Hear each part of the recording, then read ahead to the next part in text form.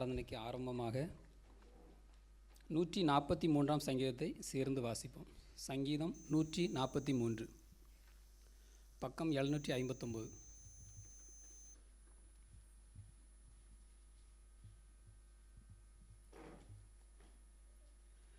கர்த்தாவே, என் ஜெபத்தை கேளும், என் விண்ணப்பங்களுக்கு செவிகொடும். உமது உண்மையின்படியும் உமது நீதியின்படியும் எனக்கு உத்தரவு அருளிச் செய்யும். ஜீவனுள்ள ஒருவனும் உமக்கு முன்பாக நீதிமான் அல்லாததினாலே அடியேனை நியாயந்தீர்க்க பிரவேசியாதேயும். சத்துரு என் ஆத்துமாவை தொடர்ந்து என் பிராணனை தரையோடே நசுக்கி வெகு காலத்துக்கு முன் மரித்தவர்கள் போல் என்னை இருளில் இருக்க பண்ணுகிறான்.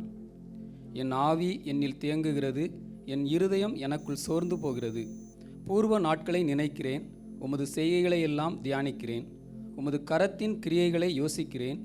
என் கைகளை உமக்கு நேராக விரிக்கிறேன். வறண்ட நிலத்தைப் போல் என் ஆத்துமா உம்மேல் தாகமாயிருக்கிறது. கர்த்தாவே, சீக்கிரமாய் எனக்கு செவிகொடும். என் ஆவி தொய்ந்து போகிறது. நான் குழியில் இறங்குகிறவர்களுக்கு ஒப்பாகாதபடிக்கு உமது முகத்தை எனக்கு மறையாதேயும். அதிகாலையில் உமது கிருபையை கேட்க பண்ணும். உம்மை நம்பியிருக்கிறேன். நான் நடக்க வேண்டிய வழியை எனக்கு காண்பியும். உம்மிடத்தில் என் ஆத்துமாவை உயர்த்துகிறேன். கர்த்தாவே, என் சத்துருக்களுக்கு என்னை தப்புவியும். உம்மை புகலிடமாக கொள்ளுகிறேன்.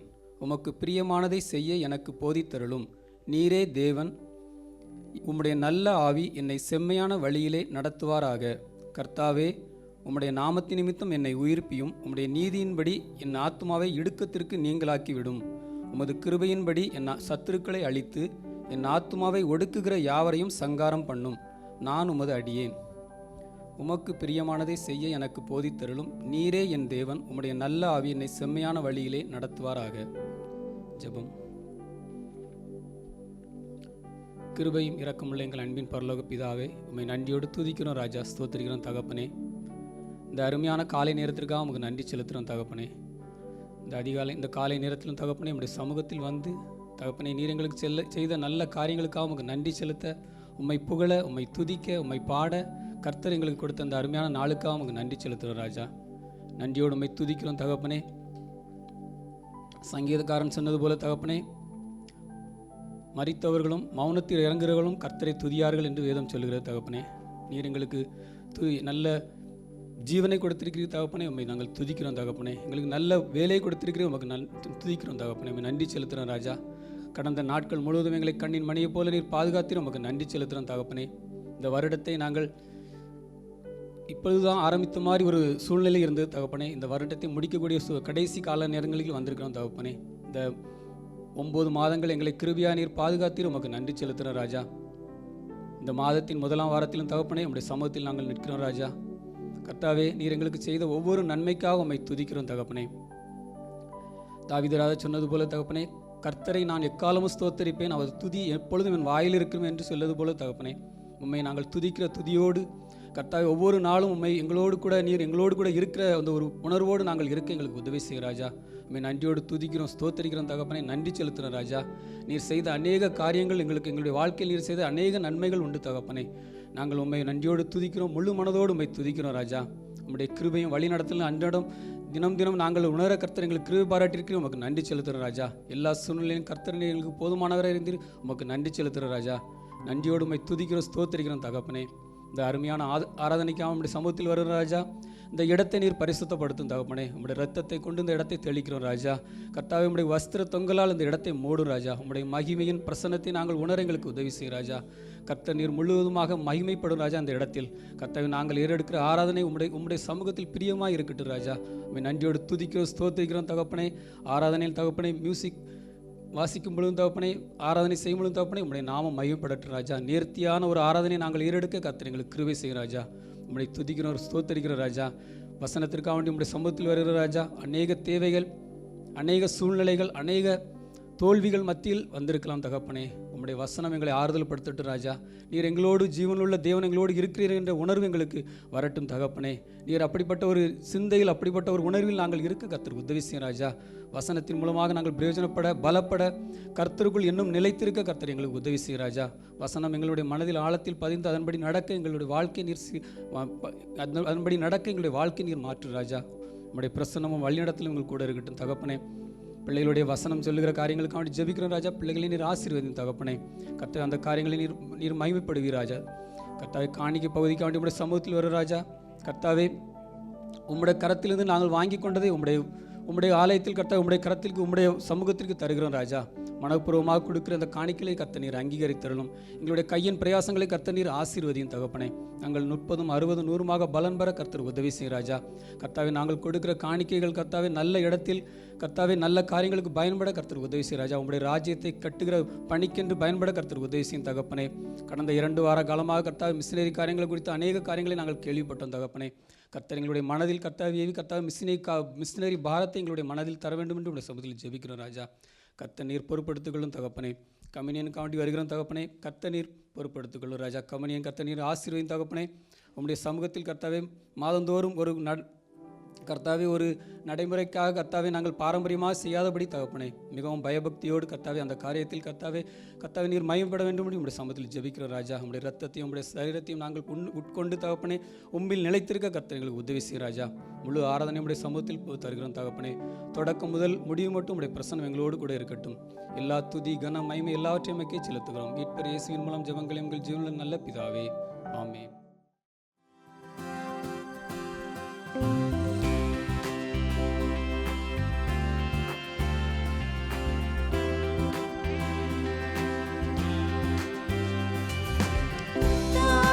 வரும் பர்வதம் நேரா என் கண்களை ஏறெடுப்பே.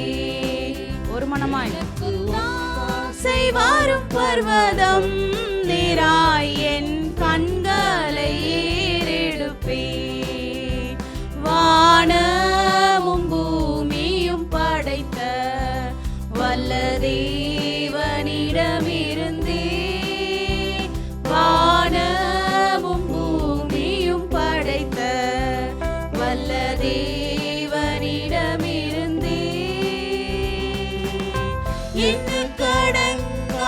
நன்மைகள் வருமே. என் கண்கள் ஏறெடுப்பே. நன்மைகள் வருமே. என் கண்கள் ஏறெடுப்பே. எனக்கு தாசை வரும் பர்வதம் நேராய் என் கண்களை ஏறெடுப்பே. எனக்கு தாசை வரும் பர்வதம் நேராய் என் கண்களை ஏறெடுப்பே. மலைகள் பெயர்ந்தகன்றிடினும் நிலை மாறி புவி அகன்றிடினும். மலைகள் பெயர்ந்தகன்றிடினும் நிலை மாறி புவி அகன்றிடினும்.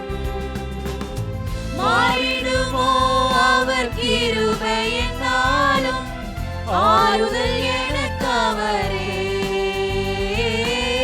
மாறிடுமோ அவர் கிருபை என்னாலும் ஆறுதல் எனக்கு அவரே.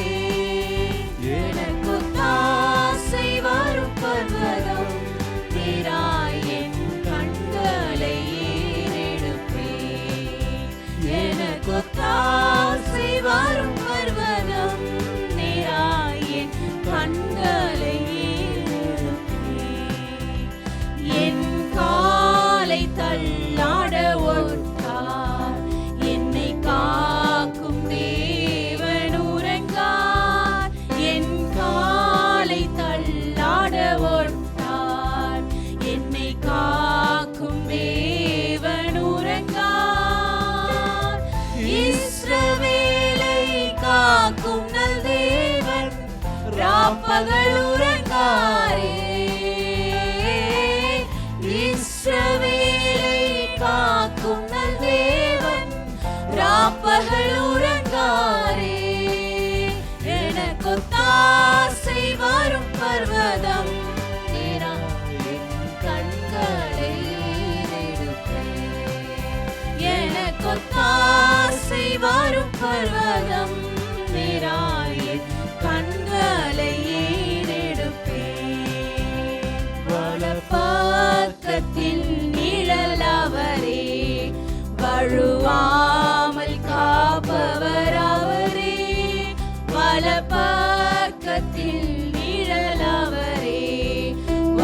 எழுவாமல் காப்பவர் அவரே.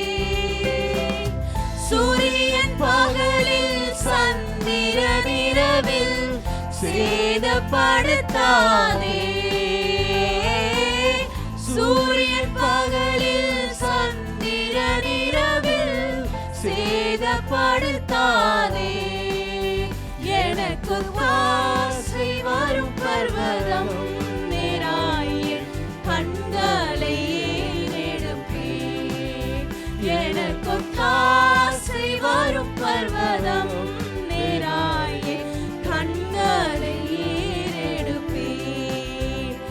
என் காலை தள்ளாட ஒட்டார். விசுவாசமா பாடுவோமா? உள்ளத்தினால திறந்து நம்மை காக்கிற தேவன் உறங்குகிறதும் இல்லை, தூங்குகிறதும் இல்லை. தள்ளாட ஒட்டார். என்னை காக்கும் தேவன் உறங்கார்.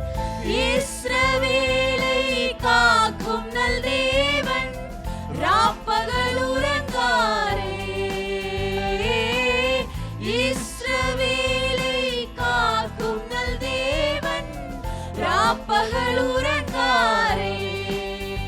எனக்கு ஆசை வரும் பர்வதம் நேராய கண்களை ஏறெடுப்பேன். எனக்கு ஆசை வரும் பர்வதம் நேராய கண்களை ஏறெடுப்பேன்.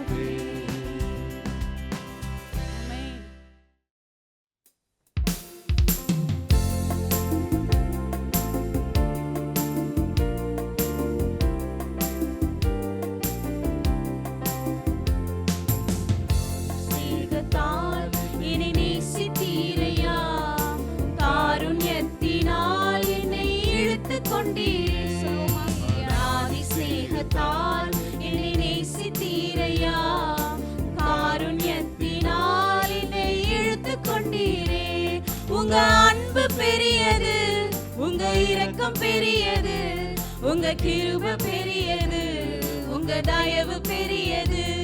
உங்க அன்பு பெரியது, உங்க இரக்கம் பெரியது, உங்க கிருபை பெரியது, உங்க தயவு பெரியது. நடத்தி வந்த பாதைகளை நினைக்கும் போதெல்லாம் கண்ணீரோடு நன்றி சொல்லி துதிக்கிறேனையா. நடத்தி வந்த பாதைகளை நினைக்கும் போதெல்லாம் கண்ணீரோடு நன்றி சொல்லி துதிக்கிறேனையா.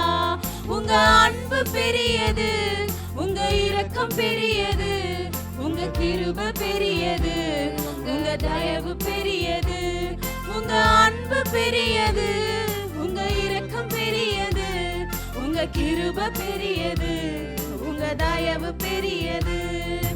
தாயின் கருவில் தோன்றும் முன்னே தெரிந்து கொண்டீரே. தாயை போல ஆட்சி தேற்றி நடத்தி வந்தீரே. தாயின் கருவில் தோன்றும் முன்னே தெரிந்து கொண்டீரே. தாயை போல ஆட்சி தேற்றி நடத்தி வந்தீரே. உங்க அன்பு பெரியது, உங்க இரக்கம் பெரியது, உங்க கிருபை பெரியது, உங்க தயவு பெரியது. உங்க அன்பு பெரியது, உங்க இரக்கம் பெரியது, உங்க கிருபை பெரியது, உங்க தயவு பெரியது. அநாதி ஸ்நேகத்தால் என்னை நேசித்தீரையா. காருண்யத்தினால் என்னை இழுத்து கொண்டீரே. அநாதி ஸ்நேகத்தால் என்னை நேசித்தீரையா. காருண்யத்தினால் என்னை இழுத்து கொண்டீரே.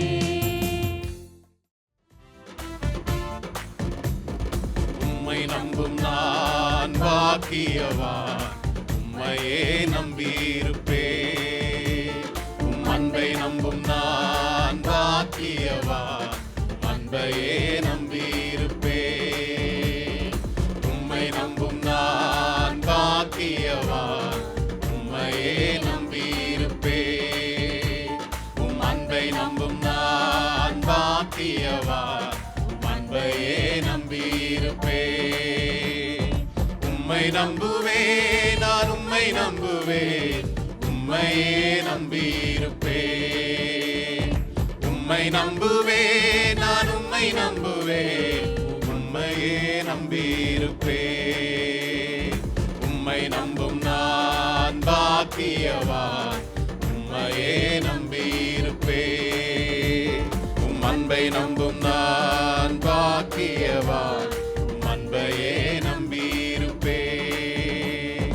நீர்தானே என் துணையானி, என் கேடகமும் மானி. நீர்தானே என் துணையானி, என் கேடகமும் மானி. என்னை நினைப்பவரே, ஆசீர்வதிப்பவரே. என்னை நினைப்பவரே, ஆசீர்வதிப்பவரே. உம்மை நம்புவேன், நான் உம்மை நம்புவேன், முடிவு பரியந்தம் உம்மை நம்புவேன். உம்மை நம்புவேன், நான் உம்மை நம்புவேன், முடிவு பரியந்தம் உம்மை நம்புவேன். உம்மை நம்பும் நான் பாக்கியவான், உம்மையே நம்பியிருப்பேன். உம் அன்பை நம்பும் நான் பாக்கியவான், உம் அன்பையே நம்பியிருப்பேன். உம்மை நம்பும் மனிதர்கள் யாவரையும் உம் கிருபை சூழ்ந்து கொள்ளும். உம்மை நம்பும் மனிதர்கள் யாவரையும் உம் கிருபை சூழ்ந்து கொள்ளும். குற்றப்பட்டு போவதில்லை, நான் வெட்கப்பட்டு போவதில்லை. குற்றப்பட்டு போவதில்லை, நான் வெட்கப்பட்டு போவதில்லை. உம்மை நம்புவேன், நான் உம்மை நம்புவேன், முடிவு பரியந்தம் உம்மை நம்புவேன். உம்மை நம்புவேன், நான் உம்மை நம்புவேன், முடிவு பரியந்தம் உம்மை நம்புவேன். உம்மை நம்பும் நான் பாக்கியவான், உம்மையே நம்பியிருப்பேன். உம் அன்பை நம்பும் நான் பாக்கியவான், உம் அன்பையே நம்பியிருப்பேன். சீயோன் பர்வதம் இருப்பதை போல் அசையாமல் நிலைத்திருப்பேன். சீயோன் பர்வதம் இருப்பது போல் அசையாமல் நிலைத்திருப்பேன். ஆகாமியத்தின் கொடுங்கோல் என் மேல் நிலைப்பதில்லை. ஆகாமியத்தின் கொடுங்கோல் என் மேல் நிலைப்பதில்லை. உம்மை நம்புவேன், நான் உம்மை நம்புவேன், முடிவு பரியந்தம் உம்மை நம்புவேன். உம்மை நம்புவேன், நான் உம்மை நம்புவேன், முடிவு பரியந்தம் உம்மை நம்புவேன். உம்மை நம்பும் நான் பாக்கியவான், உம்மையே நம்பியிருப்பேன். உம் அன்பை நம்பும் நான் பாக்கியவான், உம் அன்பையே நம்பியிருப்பேன். உம்மை நம்பும் நான் பாக்கியவான், உம்மையே நம்பியிருப்பேன். உம் அன்பை நம்பும் நான் பாக்கியவான், உம் அன்பையே நம்பியிருப்பேன். ஹல்லேலூயா.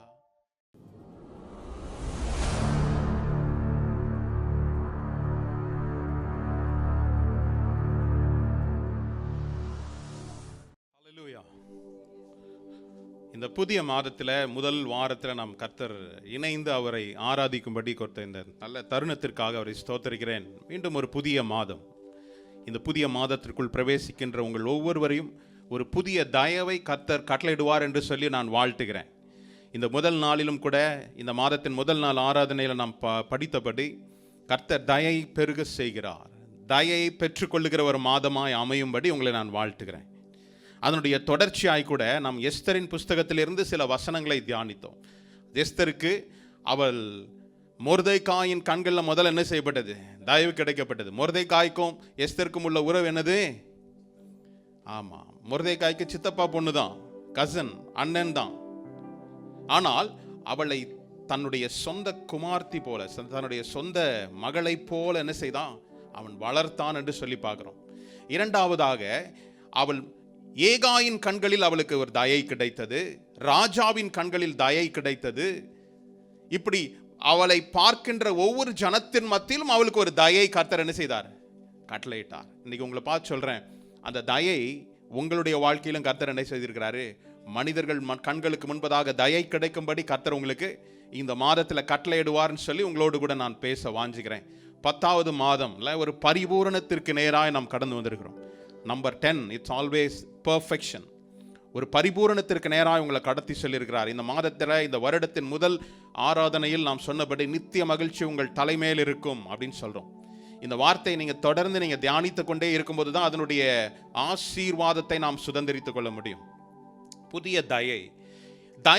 எஸ்தருடைய வாழ்க்கையில் தயை பெற்றுக்கொண்டால் இந்த தயையினுடைய ரகசியம் என்ன? Secret of the favour. அவளுடைய வாழ்க்கையில் அந்த பெற்றுக்கொண்ட தயையினுடைய ரகசியம் என்ன என்று சொல்லி நம்ம பார்க்க போறோம். இது எஸ்தர் ஒருவருக்காக மாத்திரம் எழுதப்பட்ட புஸ்தகம் அல்ல.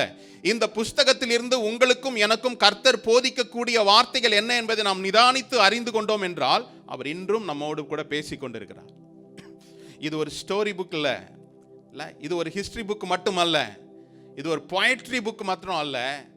இது என்ன புக்கம்? என்ன புஸ்தகம்? இது ஜீவ புஸ்தகம். இந்த ஜீவனை தருகின்ற இந்த வார்த்தையை உட்கொள்ளுகிற உங்களுக்கும் எனக்கும் மரித்து போன இல்ல ஒண்ணுமே முடியாத காரியத்தை கூட கர்த்தர் என்ன செய்யும்? கர்த்தருடைய வார்த்தை என்ன செய்யும்? உயிர் பெற செய்ய ஆற்றல் உள்ளது. தேவனுடைய வார்த்தை நீங்கள் லிமிட் பண்ற அளவுக்கு தான் என்ன செய்யும்? அது செயல்படும். இது இப்படிதான் சொல்றாங்க, இது இப்படிதான் நடக்கும்னு எல்லாரும் என்ன செய்யறாங்க?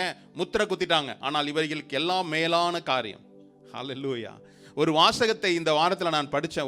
ஒரு தேவ மனுஷன் இப்படியாக ஒரு சின்ன ஒரு வார்த்தை சொன்ன அந்த ஒரு வார்த்தை என்னுடைய இருதயத்தில் அது ரொம்ப ஒரு ஒட்டி கொண்டது போல இருக்குது இல்லை? There are millions of way to do miracle அப்படின்றது. God can do, he has millions of way to do the miracles. நம்ம என்ன நினைக்கிறோம்? இப்படிலாம் நடந்தா இது நடக்கும்னு நினைக்கிறோம். ஆனா கர்த்தருக்கு அற்புதங்களை செய்வதற்கு ஆயிரக்கணக்கான இல்ல கோடிக்கணக்கான வழிகள் அவருக்கு தெரியும். இந்த காரியம் இப்படி நடந்தாதான் இது சரியா இருக்கும்னு நம்ம நினைக்கிறோம். அவருக்கு 1000 பல்லாயிரம் வழிகள் தெரியும் உங்களுடைய என்னுடைய வாழ்க்கையில் அற்புதம் செய்வதற்கு. எத்தனை பேர் விசுவாசிக்கிறீங்க? ஒருவேளை நீங்க சோர்ந்து போயிருக்கலாம். கர்த்தர் தூக்கி விட முடியும். கர்த்தர் என்னால எந்த மனுஷனும் தூக்கி விட முடியாதுன்னு நினைக்கலாம். ஆனா கர்த்தர் என்ன செய்ய முடியும்? ஒரு கண் சிமிட்டும் நேரத்தில் உங்களை தூக்கி அணைக்க முடியும். ஹல்லேலூயா. எஸ்தர் தன்னுடைய வாழ்க்கையில் என் மூலமாய் தான் எனக்கு ஒரு என்னுடைய குலத்திற்கு ஒரு ரட்சிப்பு கிடைக்கும் அவன் நினைச்சு பார்த்திருந்தாளா? இல்ல. எஸ்தருடைய வாழ்க்கையில நான் ராஜாவினுடைய கண்களில் தயை பெற்று ராஜ மேன்மை அடைவேன் சொல்லி அவள் நினைச்சு பார்த்திருப்பாளா? கிடையாது. ஆனால் அவள் தான் எடுத்துக்கொண்ட அந்த தனக்கு கொடுக்கப்பட்ட பணியில் என்ன செய்தா? அவள் உண்மையா இருந்தா. நான் உங்களுக்கு சொல்றேன், உங்களுடைய வாழ்க்கையில, உங்களுடைய குடும்ப வாழ்க்கையில, உங்களுடைய பணியில் நீங்க உண்மையா இருக்கிற நேரத்துல ஏற்ற வேலை கர்த்தர் உங்களை என்ன செய்வாரு? உயர்த்தக்கூடிய காரியத்தை அவர் செய்வார். என்னிடத்தில் கர்த்தர் எதிர்பார்க்கின்ற காரியம். அப்போ தயையினுடைய ரகசியம் என்ன? எஸ்தருடைய வாழ்க்கையில் தயை பெற்றால் அந்த தயையின் நிமித்தமாய் அவர் ஒரு ராணியாய் மாறினால், அவள் மூலமாய் அவருடைய குலம் ரட்சிக்கப்பட்டது. இப்படி பல காரியங்களை சொன்னாலும் அந்த தயையினுடைய ரகசியம் என்ன அப்படின்னு சொல்லி ஒரு 5 குறிப்புகளை உங்களோடு கூட நான் பேச வாஞ்சுகிறேன். இந்த 5 குறிப்புகள் எஸ்தருக்கு மாத்திரமல்ல, உங்களுடைய என்னுடைய வாழ்க்கையிலும் அது என்ன செய்யும்? நடக்கும். இந்த ரகசியம் என்ன என்று சொல்லி உங்களுக்கு நான் உங்களோடு கூட பேச வாஞ்சுக்கிறேன். பாருங்களேன், எடுத்துக்கொள்வோம். எஸ்தரின் புஸ்தகத்தில் முதலாவது அவளுக்கு என்ன கிடைச்சது? முதலாவது அவளுக்கு தயை கிடைச்சது. முதல்ல தயைனா என்ன? தயை பாராட்டுகிறதுனா என்ன?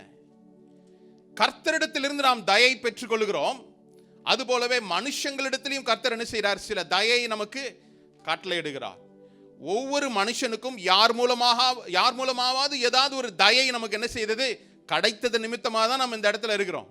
ஒருவேளை வேலை செய்கிற இடத்துல நமக்கு மேனேஜர் கண்களில் தயவு கிடைத்ததுனால தான் நமக்கு ஒரு இன்டர்வியூல நமக்கு அந்த கம்பெனியில் வேலை செய்வதற்கு ஒரு தயை கிடைச்சிருக்குது. ஏதோ ஒரு மனுஷன் மூலமாய் நமக்கு ஒரு தயை கிடைச்சதுனால தான் இந்த ஸ்தானத்திற்கு நமக்கு எட்ட முடியுது. கர்த்தர் தான் அதை செய்கிறார். கர்த்தர் தான் மனிதர்களை கொண்டு சில காரியங்களையும் செய்கிறார். முதலாவது தயைனா என்ன பாருங்களேன். நீதிமொழி 8:35 நான் படிக்கிறேன். என்னை கண்டடைகிறவன் ஜீவனை கண்டடைகிறான், கர்த்தரிடத்தில் தயையும் பெற்றுக்கொள்கிறான்.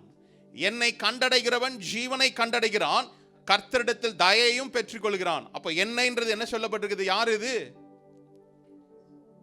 ஞானத்தை குறித்து சொல்லப்படுகிறது.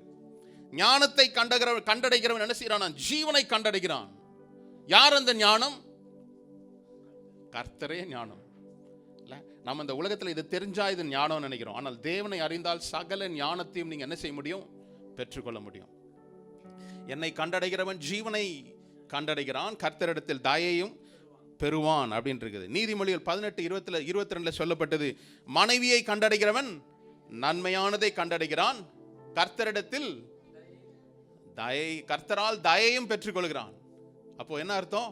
மனைவியை கண்டடைகிறவன் நன்மையானதை கண்டடைகிறான். Those who find wife find favor. மனைவியை கண்டடைகிறவன் நன்மையானதை கண்டடைகிறான், கர்த்தரால் தயையும் பெறுகிறான். இன்னொரு வசனம் கூட நீதிமொழிகள் 19:22 முதல் பகுதி மாடம். நன்மை செய்ய மனுஷன் கொண்டிருக்கும் ஆசையே தயை. நன்மை செய்யணும். உங்களுக்கு யாருன்னே தெரியாம இருக்கலாம், நீங்க அறிமுகம் இல்லாத ஒரு நபரா இருக்கலாம். ஆனா உங்களை பார்க்கும்போது உங்களுக்கு ஃபர்ஸ்ட் சைட்லயே உங்களுக்கு என்ன செய்யலாம்? இந்த மனுஷனுக்கு இந்த மனுஷனுக்கு நான் ஏதோ ஒரு நல்லது செய்யணும், என்னால முடியும், நான் செய்யணும்னு நினைக்கிறாங்கல்ல, அதுதான் தயை. நன்மை செய்யும்படி நன்மை செய்ய மனுஷன் கொண்டிருக்கும் ஆசையே தயை. யாரையும் ஃபோர்ஸ் பண்ணணும்னு அவசியம் இல்லை. சில காரியம் நாம் எதிர்பார்ப்பதை காட்டிலும் சில காரியங்கள் நமக்கு நடக்குது. காரணம் என்ன தெரியுமா?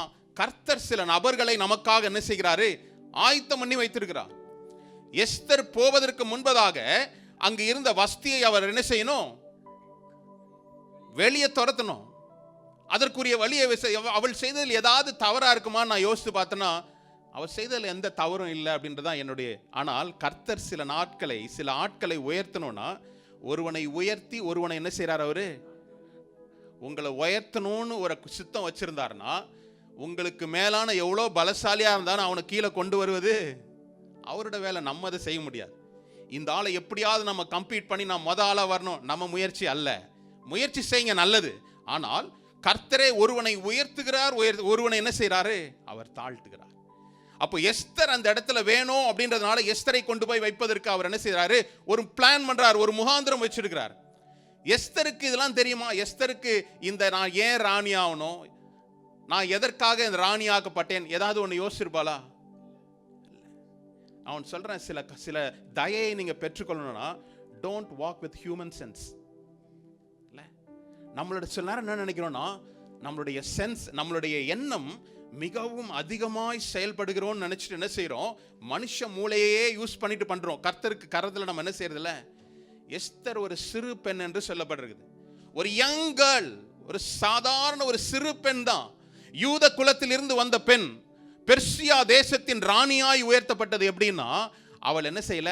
தன்னை நம்பி அல்ல, தன்னை பராமரித்து வளர்த்து வந்த மொர்தெகாயினுடைய வார்த்தையின்படி அவர் என்ன செய்தா? மொர்தெகாய் எதற்கு அடையாளமாய் சொல்லப்படுகிறது? பரிசுத்த ஆவியானவருடைய நடத்துதலுக்கு நேராக. நீங்க நல்லா கேட்டீங்கன்னா, அவள் எந்த உயரத்திற்கு போனாலும் மொர்தெகாயினுடைய வார்த்தை அவர் என்ன செய்யல? நிராகரிக்கவே இல்லை. கர்த்தர் நம்மளுடைய வாழ்க்கையில் சில திட்டங்களை கொண்டு வருகிறார் என்றால், முதலாவது அவளுக்கு என்ன, எடுத்த உடனே அவளுக்கு ஒரு பெரிய வேலை கொடுத்தாரா? இல்ல. முதலாவது என்ன செய்யப்பட்டது? அவளை க்ரூம் பண்றாங்க. எப்படி? 6 மாதம் வெள்ளை போலமும் 6 மாதம் சுத்திகரிப்பு, 6 months purification and beautification நடக்குது. she gone through all this thing. எதுக்கு இதெல்லாம் நடக்குதுன்னு தெரியல. ஆனால் அவளுக்கு ராஜ மேன்மை கிடைச்சது. நீங்க என்ன தெரியுமா? ராஜ மேன்மை கிடைச்சதுன்னா அவ்வளவுதான், என்னுடைய ஐம் அரைவ்டு, நான் வந்துட்டேன் அப்படின்னு சொல்லி என்ன செய்யறோம்? அநேக நேரம் இங்கே நம்ம உட்காந்துடுறோம். ஆனால் கர்த்தர் அதற்கு பிற்பாடு தான் ஒரு வேலையை கொடுக்கிறார். சரி, இந்த தயையினுடைய ரகசியத்தை குறித்து நம்ம பார்க்க போறோம். எஸ்தருடைய வாழ்க்கையில இந்த தயை அவளுக்கு எப்படி, என்ன ரகசியம், ஒரு 5 குறிப்புகளை உங்களோடு கூட நான் பேச வாஞ்சிக்கிறேன். முதலாவது காரியம், அவளுடைய வாழ்க்கையில இன்டெகிரிட்டி, உத்தமம். அவள் தன்னை உத்தமியாய் என்ன செய்தா? காத்து கொண்டாள். என்னுடைய வாழ்க்கையில நான் உத்தமத்தை, இன்டெகிரிட்டியை நான் பாதுகாத்து கொண்டேன் என்றால், கர்த்தர் உங்கள் மேல் ஒரு தயையை வர்ஷிக்க செய்வது லேசான காரியம். இன்டெகிரிட்டி, உத்தமமாய், வேதம் சொல்லுகிறது, உத்தமமாய் நடக்கிறவனுக்கு கர்த்தர் கேடகமாய் விளங்குகிறார். உத்தமமாய் நீங்க இருந்தீங்கன்னா கர்த்தரே உங்களுக்கு கேடகமாய் இருக்கிறாராம். எந்த விதத்தில் உத்தமம்? எனக்கு கொடுக்கப்பட்ட வாழ்க்கையில உத்தமம், எனக்கு கொடுக்கப்பட்ட வேலையில் உத்தமம், என்னுடைய கணவன் மனைவி உறவில் ஒரு உத்தமம், எல்லா விதத்திலும் நான் உத்தமமாய் நடந்து கொண்டால் கர்த்தர் உங்களுக்கு எப்படியா இருக்கிறாரா?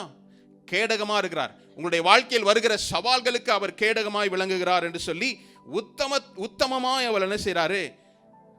விளங்குகிறார். நல்லா யோசித்து பாருங்க. ஒரு நோக்கத்தோடு கூட கர்த்தர் அந்த மேன்மையை அவர் கொடுக்கும்படி எஸ்தரை என்ன செய்றாரு? ஒரு தாய் தகப்பன் இல்லாத ஒரு பெண்மணியை ஒரு ராஜாவின் ராணியாக பட்டமளிக்கும்படி என்ன செய்றாரு? கர்த்தர் ஒரு போட்டியில் கலந்து கொள்ள வைக்கிறாரு.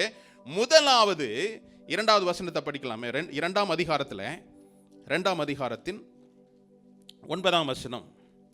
அந்த பெண் அவன் பார்வைக்கு நன்றாய் இருந்ததினால் அவளுக்கு அவன் கண்களில் தயை கிடைத்தது.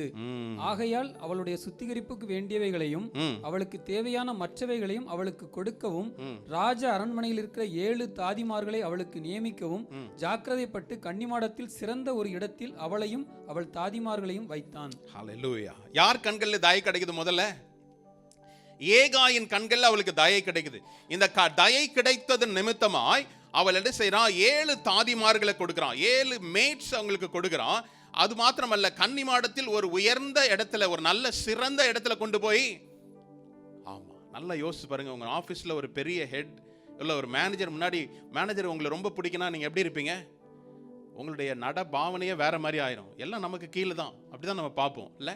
இவள் என்ன செய்யறா? ஒரு கன்னிகளை பராமரிக்கக்கூடிய பாதுகாக்கக்கூடிய ஏகாயின் கண்களில் தயை கிடைக்குது. ஆனால் இந்த தயை அவளுடைய சுய விருப்பத்திற்கு அவள் என்ன செய்யல? பயன்படுத்தி கொள்ளல. நல்லா யோசிச்சு பாருங்க. சாதாரணமான ஒரு பெண்மணி 127 நாடுகளுக்கு ராணியாய் மாறினப்புறம் அவளுடைய செயல்ல என்ன செய்யல? ஏன் தெரியுமா? அவளுடைய நோக்கம், நான் ராணியாய் மாறணும், இந்த ராஜ அரண்மனையில் உள்ள சகல பெரிய காரியங்கள் எல்லாம் நான் என்ன செய்யணும்? அனுபவிக்கணும்ன்றது அவருடைய நோக்கம் அல்ல. அது அவள் அனுபவித்துக் கொண்டிருக்கலாம், ஆனால் அவளுடைய ப்ரையாரிட்டி அது அல்ல. ஒரு லக்ஸரி லைஃப் எனக்கு கிடைச்சிச்சு அப்படின்னு என்ன செய்யல ஒரு நாளும். இது போதும் நினைக்கல. எதற்காக நான் எதற்காக கர்த்தர் இந்த மேன்மையை கொடுத்தாள் அப்படின்னு அவளுக்கு தெரியலனா கூட அவள் முற்றிலுமாய் ஒரு மனிதனை சார்ந்து கொண்டே இருந்தாள். உங்களுடைய வாழ்க்கையில எதற்கு இந்த உயர்வு? எதற்கு இந்த காரியம்? எனக்கு கொடுக்கப்பட்ட காரியத்தில் நான் உத்தமமா இருக்கிறேன். நான் சொல்றேன், உங்களுக்கு ஒரு சின்ன வேலையை கர்த்தர் கொடுத்திருந்தாலும் நீங்க உத்தமமாய் நடந்து கொண்டிருந்தீங்கன்னா கர்த்தர் உங்களுக்கு தயை பாராட்டும்படி மனிதர்களை ஏற்படுத்தி கொண்டிருப்பார். நீங்க எதிர்பாராத காரியங்கள் நடக்கும். ஹல்லேலூயா. தயை என்பது நீங்க தேடி போய் பெற்றுக்கொள்கிறது அல்ல. அது முகஸ்துதி, அது வாஸ்தா, அது ரெக்கமெண்டேஷன். இன்னைக்கு உலகம் அதுதான் சொல்லுதுல. நீங்க உங்களுக்கு வேலை வேணும்னா அந்த ஆபீஸ்ல யாராவது தெரியுதா? உங்களுக்கு கிடைக்கும். உங்களுக்கு உயர்வு வேணுமா? யாராவது உங்களுக்கு பெரிய லெவல்ல தெரியுமா? கிடைக்கும். ஆனா நான் சொல்றேன், உங்களுக்காக ஜனங்களை கர்த்தர் என்ன செய்வாரு? எப்பொழுது தெரியுமா? உத்தமமாய் நடந்து கொண்டால். நான் நடந்து கொண்டால். ஹல்லேலூயா. ஒரு சிவில் இன்ஜினியர், ஒரு நல்ல பில்டிங் கன்ஸ்ட்ரக்ட் பண்ணக்கூடிய தாளந்து உள்ள ஒரு மனிதன், அவருடைய ஆஃபீஸில் ஒரு 40 ஆண்டுகள் வேலை செய்தார். அவர் ரிட்டையர்மெண்ட்டை நோக்கி பயணிக்கிறார். அவருக்கு ரிட்டையர்மெண்ட் எப்படா ரிட்டையர்ட் ஆகி நான் வீட்டுக்கு போவேன், இன்னும் 1 மாதம் 1 வாரம் இன்னும் சில நாட்கள் தான் நினைக்கிறார். ரிட்டையர்ட் ஆகக்கூடிய நாளில் அவர் என்ன சொல்கிறாங்க? அவருடைய முதலாளி சொல்கிறாரு, நீ இன்னும் 1 ஆண்டு என்ன செய், எக்ஸ்டெண்ட் பண்ணு. இந்த 40 ஆண்டுகள் தன்னுடைய முழு உழைப்பையும் உத்தமத்தையும் அவர் பிளான் பண்ணி கன்ஸ்ட்ரக்ட் பண்ற காரியம் எல்லாம் பர்ஃபெக்டா இருக்கும். நேர்த்தியாய் செய்யக்கூடிய ஒரு வேலை, ஒரு மனிதன், உத்தமமாய் நடந்து கொள்ளுகிற ஒரு மனிதன்.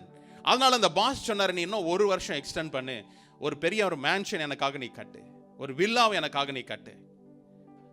இந்த மனுஷன்ல ஆல்ரெடி நான் ரிட்டையர்ட் ஆக போறேன் அப்படின்றதுனால ஏனோ தானோன்னு ஒரு இன்ட்ரெஸ்டே இல்லாம என்ன செய்திருக்கிறாரு? அந்த பில்டிங்கை கட்டி முடிச்சார். கரெக்டாக 1 வருடம் முடிஞ்ச உடனே ஒரு பெரிய இவருக்காக ஒரு பெரிய ஒரு ஃபேர்வெல் பார்ட்டி ஒன்று எடுத்தாங்க, நடந்தது. அந்த ஃபேர்வெல்ல இவரை கூப்பிட்டு ரொம்ப ஹானர் பண்ணாங்க. அந்த முதலாளி சொன்ன காரியம் என்ன தெரியுமா? கடைசியாக நீ கட்டின இந்த பில்டிங் யாரு? இந்த பில்டிங் உனக்காக கொடுக்கப்பட வேண்டிய காரியம் சொல்லி கீயை கொடுத்தாராம். இவர் பார்த்துட்டு, இது நமக்குன்னு தெரிஞ்சா இன்னும் நல்லா கட்டியிருக்கலாமே இல்லை? இன்னைக்கு அநேக நேரம் அநேக காரியங்கள் உத்தமமா இருக்கிறோம், ஆனால் ஒரு சில காரியங்களில் நாம் என்ன செய்யறோம்? அந்த உத்தமத்தை மறந்து போறோம். நீங்க அந்த ஒரு விஷயம் இருக்கு பாத்தீங்களா, சத்ருவானவன் அதை தான் பிடிச்சுக்குவான். நீங்க 1000 நல்லது பண்ணிருக்கலாம், ஆனால் ஒரே ஒரு தவறு பண்ணிருக்கலாம். அந்த தவறு தான் என்ன செய்வான் சத்ருவானவன். நீ உத்தமத்திலிருந்து நீ என்ன செய்த, தவறிட்ட. நம்முடைய வாழ்க்கையில் அநேக காரியங்களை கர்த்தர் நமக்கு கொடுத்திருக்கிறார் என்ற உணர்வு நமக்கு இருக்குது. கொடுக்கப்பட்ட காரியத்தில் நாம் உத்தமமா இருக்கிறோமா? தயை பெற்றுக் கொள்வதற்குரிய முதல் காரியம் என்ன தெரியுமா? உத்தமம். எனக்கு கொடுக்கப்பட்ட, எனக்கு கையளிக்கப்பட்ட காரியத்துல நான் உத்தமமா இருக்கிறேனா? அவரு மாதிரி நான் அதெல்லாம் எனக்கு கிடைச்சதுன்னா நான் இப்படி இருப்பேன், இதெல்லாம் கிடைச்சதுன்னா நானும் இப்படி செய்யிருப்பேன். உனக்கு கிடைச்சிருக்கிறதுல நீ உத்தமமா இருக்கிறியா? உன் கையில் கொடுக்கப்பட்ட காரியத்தில் நம்ம என்ன செய்யறோம்? உத்தமமா இருக்கணும். எல்லா நேரங்களிலும் இருக்கிறோம். ஒரு சின்ன தவறு செய்துட்டேன் அப்படி சொல்லவே முடியாது. கணவனோ மனைவியோ சொல்ல முடியுமா, இந்த வருஷம் ஃபுல்லா 365 நாள் நான் என்ன செய்யிட்டேன், உனக்கு உண்மையா இருந்துட்டேன், ஒரு நாள் என்ன பண்றேன், ஏன் இஷ்டத்துக்கு இருக்கிறேன், ஜாலியா வேற ஒருத்தரோட போறேன்னா என்ன ஆகும்? அது கணவனா இருந்தாலும் மனைவியா இருந்தாலும் காது. ஆமா, வாழ்க்கை முழுமையான ஒரு உத்தமம் கர்த்தர் அதுதான் எதிர்பார்க்கிறார். என்னைக்கு நான் கர்த்தரை ஏற்றுக்கொண்டேனோ, அவரை என்னுடைய சொந்த ரட்சகராக ஏற்றுக்கொண்டனோ, அந்த நாள் முதல் என்னுடைய பூமியில் நான் வாழும் கடைசி நிமிஷம் வரை நான் அவரோடு கூட எப்படி இருக்கணும்? உத்தமனா இருக்கணும். கர்த்தருக்கு நான் உத்தமமா இருக்கணும். ஒருவேளை எஸ்தருக்கு இந்த அரண்மனையில் என்ன நடக்குது, எதற்காக நான் ராணியாக்கப்பட்டேன் அவளுக்கு தெரியாம இருக்கலாம். ஆனால் அவள் தன்னை வளர்த்தெடுத்த மொர்தெக்காய்க்கு என்ன செய்தா? உத்தமமா இருந்தா. தேவனுடைய காரியம் என்னவா இருக்கும் என்று சொல்லி அவள் என்ன செய்தா? ஆர்வமா இருந்தா, உத்தமமா இருந்தா. உத்தமமாய் நடக்கும்போது தான் என்ன செய்ய முடியும்? அவள் நம்ம வாழ்க்கையில பாருங்க, சில காரியங்கள், சில உயர்வுகள், சில ப்ரமோஷன், சில பொருளாதாரத்தில் ஒரு ஸ்ட்ராங் ஆயிட்டோம்னா நம்ம என்ன செய்யறோம்?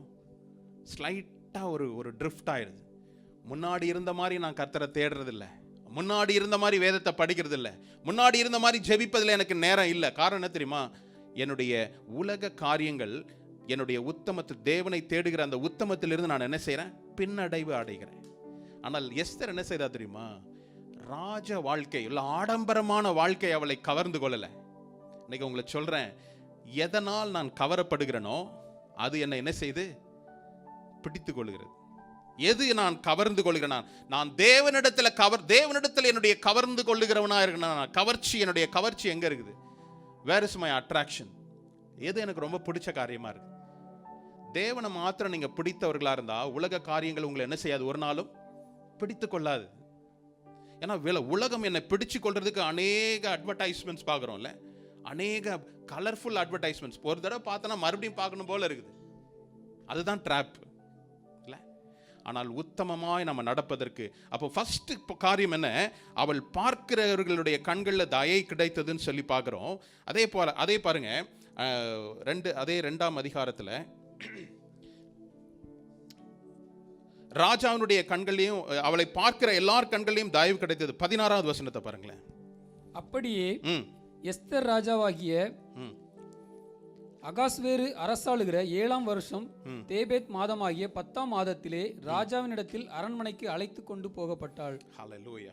உத்தமமா இருக்கின்ற உங்களுடைய வாழ்க்கையில் உயர்வு கண் சிமிட்டும் நேரத்தில் நடக்கும்.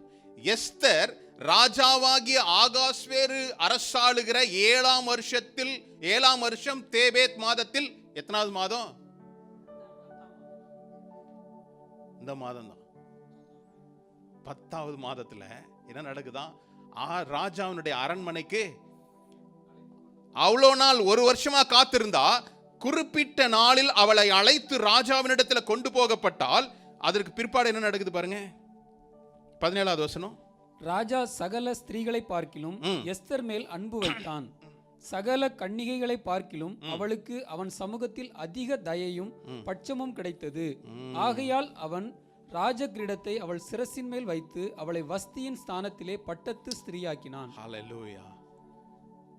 10வது மாதத்துல அவளுக்கு ஒரு ஆப்பர்ச்சுனிட்டி கிடைக்குது. Encounter the king. ராஜாவினிடத்திலிருந்து ஒரு அழைப்பு வருது. அந்த அழைப்பை நோக்கி அவ போறா. அந்த ராஜா அவளை பார்த்த பிற்பாடு அவனிடத்திலிருந்து என்ன கிடைச்சுதான்? மற்ற இடங்களெல்லாம் தயை கிடைத்தது, எல்லார் கண்கள் முன்பாக தயை கிடைத்ததுன்னு சொல்லப்பட்டிருக்குது. இங்க என்ன கிடைக்குது? அதுக்கு முன்னாடி அவன் சமூகத்தில் அதிக தயமும் தயையும் பட்சமும் கிடைத்ததாம். ஃபேவர் அண்ட் கிரேஸ் அப்படின்னு இருக்குது. இன்னைக்கு உங்களை வாழ்க்கையில சொல்றேன், 10ஆம் மாதமாகிய இந்த மாதத்துல கர்த்தர் உங்களுக்கு அதிக தயையும் பட்சமுமாய் இருக்கும்படி கர்த்தர் உங்களுக்கு நபர்களை என்ன செய்வாரு?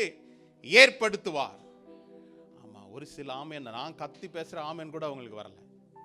இதெல்லாம் பாஸ்டர் 10வது மாசம் யாருக்கோ நடக்கும் போல இருக்கு அப்படின்னு நினைச்சீங்கன்னா, ஆமா, கண்டிப்பா நான் விசுவாசிக்கிறேன் இந்த மாதத்துல ஒரு பெரிய ஒரு அதிக தயையும் பட்சமும் நம் சபைக்கு கிடைக்கும்படி நான் உண்மையில, ஏன்னா நான் ஆவியில் உணர்கிறேன்.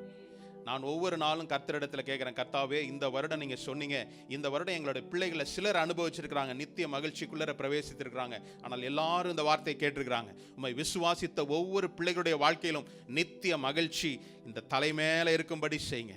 எங்களுடைய சபைக்கு இந்த நித்திய மகிழ்ச்சி இந்த சபையின் மேல் இருக்கும்படி செய்யுங்கன்னு சொல்லி நான் உண்மையாய் கர்த்தரிடத்துல வேண்டுதல் செய்கிறேன். நீங்க எல்லாரும் இந்த 10வது மாதத்துக்குள் நுழையிறீங்க. ஒரு புதிய தயை, அதிக தயையும் பட்சமும் உங்கள் மேல் இருக்கும்படி கர்த்தர் ஆட்களை நியமிப்பார். எந்தெந்த பகுதிகள் நீங்க யோசிச்சுட்டு இருக்கிறீங்கன்னு எனக்கு தெரியல. கர்த்தாவே, இந்த பகுதி, இந்த பர்டிகுலர் காரியத்தில் எனக்கு ஒரு தயை கிடைக்கணும், இந்த பர்டிகுலர் காரியங்களில் எனக்கு என் பட்சமாய் எனக்கு யாராவது இருக்கணும்னு சொல்லி நீங்க யோசித்தீங்கன்னா கர்த்தர் அதை என்ன செய்வார்? உங்களுக்கு செய்வார். அவள் உத்தமமாய் தன்னை காத்து கொண்டாள். நல்லா யோசிச்சு பாருங்க. 2ஆம் அதிகாரத்துல அவளுக்கு சொல்லப்பட்ட காரியம் பாருங்க. 12வது வசனத்தை படிக்கலாமே. ஒவ்வொரு பெண்ணும் 6 மாதம் வெள்ளை போல தைலத்தினாலும் 6 மாதம் சுகந்த வர்க்கங்களினாலும் ஸ்திரீகளுக்குரிய மற்ற சுத்திகரிப்புகளினாலும் ஜோடிக்கப்படுகிற நாட்கள் நிறைவேறி இவ்விதமாய் ஸ்திரீகளின் முறைமையின்படி 12 மாதமாக செய்யப்பட்டு தீர்ந்த பின்பு ராஜாவாகிய அகாஸ்வேருவனிடத்தில் பிரவேசிக்க அவளுடைய முறை வருகிற போது போதும். இது என்ன சொல்லப்பட்டிருக்குது? 1 இயர் ஒரு புரோட்டோகால் இருக்குது. 1 இயர் ஒரு விதிமுறை இருக்குது. அந்த விதிமுறை என்னது? தன்னை சுத்திகரிப்புக்கும் தன்னை அழகுபடுத்திக் கொள்வதற்கும் ராஜாவினுடைய முன்பதாக நிற்பதற்கு ஒரு புரோட்டோகால் இருக்கு. நான் உங்களுக்கு சொல்றேன், அந்த புரோட்டோகால் அவள் மீறி இருந்தால் ராஜாவினிடத்தில் என்ன செய்ய முடியாது? போயிருக்க முடியாது. அந்த விதிமுறைகளை அவள் மீறி இருந்தால் ராஜாவினிடத்தில் போக முடியாது. அவள் வாலிப பெண்ணா இருக்கிறா, அவளுக்கு டெம்டேஷன் இருந்திருக்குமா? இருக்காதா? ஆனா she did not indulge with any men. அரண்மனையில் உள்ள அரண்மனையில் உள்ள ஆட்கள்லாம் சாதாரணமான ஒரு ஆட்களா இருப்பாங்க. எப்படி இருப்பாங்க? கம்பீரமான ஆட்களா இருந்திருக்கலாம். ஆனா அவ சாதாரண மனிதர்களோடு கூட என்ன செய்யல? she obeyed the protocol. என்ன விதிமுறையோ அந்த விதிமுறையில் அவ என்ன செய்தா? உண்மையாய் தன்னை காத்து கொண்டாள். ஹல்லேலூயா. இன்னைக்கு வேதத்தின் அடிப்படையில் சொல்லப்படுகிறது என்ன தெரியுமா? உத்தமமா நான் இருக்கணும்னா நான் பரிசுத்தமா இருக்கணும். கர்த்தருக்கு முன்பதாக நாம் பியூட்டிஃபை பண்ணிக்கிட்டே இருக்கணும் ஒவ்வொரு நாள். இல்ல, வேதம் சொல்லுகிறது நம்மலாம் யாரு? மணவாட்டி சபையா. மணவாளன் தேடி வரும்போது நம்ம என்ன பண்ணணும்? இன்னொரு கிளாஸ் எடுக்கணும் போல இருக்கு. நம்ம என்ன பண்ணோம்? ஆயிலோட இருக்கணும். ஆயிலோடுனா ஜீவனோடு மட்டும் இல்ல, எண்ணெயோடு கூட இருக்கணும். மணவாளன் வரும்போது மணவாளனுக்காக காத்திருக்கிற மணவாட்டி சபை. அப்ப இந்த மணவாட்டி சபை நம்ம எப்படி இருக்கணும்? We have to purify day by day. இங்க 1 வருஷம் கொடுக்கப்பட்டிருக்குது. ஆனால் நாம் பரம தகப்பனை நாம் சந்திப்பதற்கு இந்த பூமியில் நாம் வாழும் வரை நாம் பரிசுத்தம் பண்ணிக்கிட்டே இருக்கணும். உலகம் என்ன சொல்றது? பியூட்டிஃபை பண்ணிக்கோ. இல்ல, ஃபர்ஸ்ட் பியூரிஃபிகேஷன், அப்புறம் தான் பியூட்டிஃபிகேஷன். நீங்க இந்த வார்த்தை நல்லா படிச்சீங்கன்னா, முதலாவது சுத்திகரிப்பு, 2வது தான் என்னது? அலங்கரிப்பு. உலகம் அப்படியே மாத்தி சொல்லுது. ஃபர்ஸ்ட் என்னது? அலங்காரம். என்னெல்லாம் அலங்காரம் இருக்குதோ இன்னைக்கு பார்த்தீங்கன்னா, ஆர்னமெண்ட்ஸ் எல்லாம் பார்த்தீங்கன்னா வித்தியாசம் காதலமா எப்படி இல்லாம என்னெல்லாமோ பண்றாங்க. இல்ல, அலங்காரம் தான் ஃபர்ஸ்ட் உலகத்தில். ஆனால் வேதத்தின் அடிப்படையில் சுத்திகரிப்பு தான் ஃபர்ஸ்ட். 6 மாதம் சுத்திகரிப்பு, 6 மாதம் அலங்கரிப்பு. அப்போ இந்த புரோட்டோகால்ல அவ எங்குமே தன்னை பரிசுத்தமாய் காத்து கொண்டு ஏதோ ஒரு மனுஷனுக்கு அல்ல, தன் சுய விருப்பத்தின்படி எதையும் செய்யல. அவள் என்ன செய்தா? அரசனுக்காக தன்னை முற்றிலுமாய் பரிசுத்தமாய் காத்து கொண்டாள். என்னுடைய வாழ்க்கையில பரிசுத்தம் ஒரு பெரிய ஒரு கேள்வியான, நான் எப்பயுமே நான் குவெஸ்டின் பண்றது மை ஹோலினஸ். எங்க தெரியுமா? சத்ருவானும் சம்பந்தமே இல்லாம கொண்டு உங்களுடைய எண்ணங்கள்ல ஒரு காரியத்தை போடுவான். நீங்க இதை தான் தியானிக்கிறீங்களா, வேத வசனத்தை தியானிக்கிறீங்களா? நான் எதை தியானிக்கிறேனோ அதற்கு நேராக தான் என்னுடைய கால்கள் என்ன செய்யும்? என்னை கொண்டு செல்லும். எதை நான் அதிகமாக சிந்திப்பதற்கு என்னுடைய எண்ணங்களில் நான் இடம் கொடுக்கிறேனோ அதுதான் என்னை நேர் வழிப்படுத்தும். ஒருவன் நினைவு எப்படி இருக்குதோ அப்படிதான் அவன் இருப்பான். அப்போ நான் எப்படி இருக்கணும்னா, என்னுடைய சிந்தையில் நான் எதை ஏற்றிக்கொள்கிறேன், என்னுடைய உத்தமத்தை நான் காத்துக்கொள்ளும்படி, எந்த தரிசனத்தை எதற்காக நான் அழைக்கப்பட்டனோ, எப்படி நான் அழைக்கப்பட்டனோ, யார் என் எஜமானனோ, யார் என் ராஜாவோ அவரை பின்பற்றும்படியாக நான் என்ன செய்கிறேன், என்னை சுத்திகரித்து என்னை அழகுபடுத்தி கொண்டு நான் ராஜாவின் இடத்துல கொடுத்தாதான் அது அந்த விதிமுறை, அந்த புரோட்டோகால் கரெக்டாக இருக்கும். இவள் என்ன செய்யல, ஒரு நாளும் தன்னுடைய ஆசையை, தன்னுடைய அழகை, தன்னுடைய அழகை மற்றவங்களுக்கு கொடுக்கணும்னு அவள் ஒரு நாள் என்ன செய்யல, நினைக்காதபடினால ராஜாவின் இடத்தில் கொடுக்கும்படி தன்னை சுத்திகரித்து காத்து கொண்டாள். ஹல்லேலூயா. 7 தாதிமார்களை கொடுத்தாங்க அப்படின்னு சொல்லப்பட்டது. ஹல்லேலூயா. சில நேரங்கள் சில உயர்வு நம்ம எப்பயுமே நம்ம எண்ணி பார்க்க வேண்டிய காரியம் என்ன தெரியுமா, எந்த இடத்திலிருந்து கர்த்தர் என்னை உயர்த்தினார். சில நேரம் ஒரு சின்ன ஒரு உயர்வு, ஒரு சின்ன பொருளாதார பெருக்கம் என்னை அப்படியே என்ன செய்து என்னுடைய வாழ்க்கை அப்படியே பின்னோக்கி நகர்ந்து செல்வதற்கு ஏதுவாய் மாற்றுது. நாம் எப்பொழுதுமே என்னுடைய வாழ்க்கையில் உத்தமத்தை நான் என்ன செய்யணும், காத்துக்கொள்ளணும். சங்கீதம் 15ஆம் சங்கீதத்தில் முதல் 2 வசனங்களை மாத்திரம் படிக்கலாம். ஆனால் அந்த 5 வசனங்களை நீங்கள் வீட்டில் போய் தியானிக்கும்படி நான் உங்களை கேட்டுக்கொள்கிறேன். கர்த்தாவே, யார் உம்முடைய கூடாரத்தில் தங்குவான், யார் உம்முடைய பரிசுத்த பர்வதத்தில் வாசம் பண்ணுவான்? உத்தமனாய் நடந்து நீதியை நடைப்பித்து மனதார சத்தியத்தை பேசுகிறவன் தானே. ஹல்லேலூயா. உத்தமனை குறித்து, உத்தமன் யாரு அப்படின்னு கேட்டீங்கன்னா, இந்த 15ஆம் சங்கீதத்தை முழுமையாக நீங்க படிச்சு பாருங்க, தியானிங்க. நீதியை நடப்பித்து மனதார சத்தியத்தை. ஹல்லேலூயா. இந்த உத்தமம் அப்படின்ற வார்த்தையினுடைய காரியம் என்ன தெரியுமா, சேம்னஸ் அப்படின்றது. இன்டெகிரிட்டி அப்படின்ற வார்த்தைக்கு அர்த்தம் சேம்னஸ், எப்பொழுதுமே என்ன செய்யறது, ஒரே மாதிரி தான் இருக்குது. வேதத்தில் கொடுக்கப்பட்ட ஒவ்வொரு மெட்டஃபர், உருவகப்படுத்தப்பட்ட ஒவ்வொரு காரியமும் பாருங்க ஒரே மாதிரி தான் இருக்கும். நீ பூமிக்கு எப்படி இரு, உப்பாயிரு. இங்க டேஸ்ட் உப்பு ஒரு மாதிரியும், இந்தியாவில் போய் டேஸ்ட் பண்ணா உப்பு வேற மாதிரி இருக்கா? நீ பூமிக்கு வெளிச்சமாயிரு. இங்க ஒரு வெளிச்சம், அங்க ஒரு வெளிச்சம் இருக்கா? கிடையாது. அப்போ இன்டெகிரிட்டின்ற வார்த்தையோடைய ரூட் பார்த்தீங்கன்னா சேம்னஸ் அப்படின்னு இருக்கு.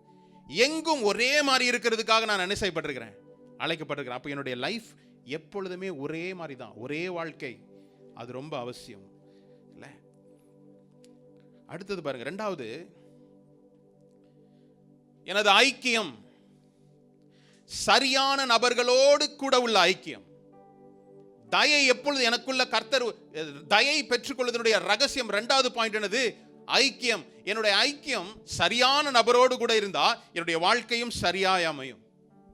என்னுடைய ஃபெலோஷிப், நான் சரியான நபரோடு கூட என்னுடைய ஃபெலோஷிப்பை, என்னுடைய ஐக்கியத்தை நான் அமைத்துக் கொண்டால் என்னுடைய ஐக்கியம் எப்படி இருக்கும், என்னுடைய நடக்கை எப்படி இருக்கும், சரியா இருக்கும் இல்ல. என்னுடைய எஸ்தர் முதலாவது என்னது, அவளுடைய ஐக்கியத்தை மொர்தெகாயின் மேல் என்ன செய்திருந்தா, சார்ந்திருந்தாள். அவன் நினைச்சா எல்லாம் செய்திருக்கலாம், ராணியா இருக்கிறா, நம்பர் 2 பொசிஷன். அவள் செய்ய அவள் எது கேட்டாலும் என்ன செய்யும், நடக்கும். உயர்ந்த ஸ்தானத்திற்கு வந்த பிற்பாடு ஆவியானவரை போல உருவகப்படுத்தக்கூடிய மொர்தெகாயை அவள் என்ன செய்தா, கனம் செய்தாள். அவனுடைய வார்த்தையை மதித்தாள், அவனுடைய ஐக்கியத்தை நேசித்தாள், அவனுடைய ஐக்கியத்தை கனம் பண்ணினால். அவளை விட்டு அவனை என்ன செய்யல, உயர்ந்த இடத்துக்கு போனோன்னா இனி நீ எனக்கு ஒரு ஸ்டெப்பிங் ஸ்டோனா இருந்த, இனி எனக்கு தேவையில்லைன்னு நினைக்கல.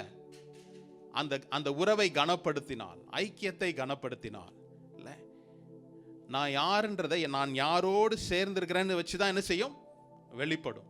என்னுடைய ஐக்கியம் யாரோடு என்பது எப்ப தெரியுமா, நான் யாருன்றது எப்ப தெரியும், என்னுடைய ஐக்கியத்தை, நான் என்னுடைய ஐக்கியம் யாரு, என்னுடைய ரிலேஷன்ஷிப் யாரோடு கூட இருக்குது என்பது தான் என்ன செய்யும் தெரியும். பாருங்களேன், எடுத்துக்கொள்வோம். இது மூட நம்ம மறுபடியும் வருவோம். 1 யோவான் முதல் அதிகாரத்தின் 3ஆம் வசனம். நீங்களும் எங்களோட ஐக்கியம் உள்ளவர்கள் ஆகும்படி நாங்கள் கண்டும் கேட்டும் இருக்கிறதை உங்களுக்கும் அறிவிக்கிறோம். எங்களுடைய ஐக்கியம் பிதாவோடும் அவருடைய குமாரனாகிய இயேசு கிறிஸ்துவோடும் இருக்கிறது. ஹல்லேலூயா. இந்த வார்த்தையை நீங்க படிச்ச மாத்திரத்தில் நீங்க யோசிக்கலாம், அதெல்லாம் யோவான் என்ன செய்தான், அவன் ஒரு 12 சீஷர்கள் ஒருவனா இருந்தான். இயேசுவோடு கூட ஐக்கியம் வச்சிருந்தான் அப்படின்னு சொல்லப்பட்டிருக்கு. ஆனா இங்க என்ன சொல்லப்பட்டிருக்கு பாருங்க, அவர் எப்படி எழுதுறாரு இந்த நிருபத்தில். அவர் எழுதுகிற காரியம் என்னது? எங்களுடைய ஐக்கியம் பிதாவோடும் அவருடைய குமாரனாகிய இயேசு கிறிஸ்துவோடும் இருக்கிறது. முதலாவது அவருடைய ஐக்கியம் எங்கயா? பிதாவோடும் அவருடைய குமாரனாகிய இயேசுவோடும் கூட என்னுடைய ஐக்கியம், எங்களுடைய ஐக்கியம் இருக்குது. இன்னைக்கு நம்மளுடைய ஐக்கியம் யாரோடு? உங்களுடைய ரிலேஷன்ஷிப் யாரோடு? ஹல்லேலூயா. ஃபெலோஷிப் ரொம்ப முக்கியம். ரிலேஷன்ஷிப் வேற, ஃபெலோஷிப் வேற. அது நல்லா புரிஞ்சுக்கணும். உறவின் அடிப்படையில் எனக்கு ஒரு உறவு அமைகிறது, ஆனால் ஐக்கியம் என்பது வேறு. ஒவ்வொரு நாளும் எனக்கும் தேவனுக்கும் உள்ள ஐக்கியம் என்ன செய்கிறது? சரியா இருக்குதா? நான் என்ன செய்யணும்? I have to check it's all intact. சரியா இருக்குதா என்னுடைய உறவு? ஒரு நாள் உறவுல ஏதோ ஒரு சின்ன ஒரு பிளவு இருந்ததுன்னா நான் உடனே என்ன செய்யணும்?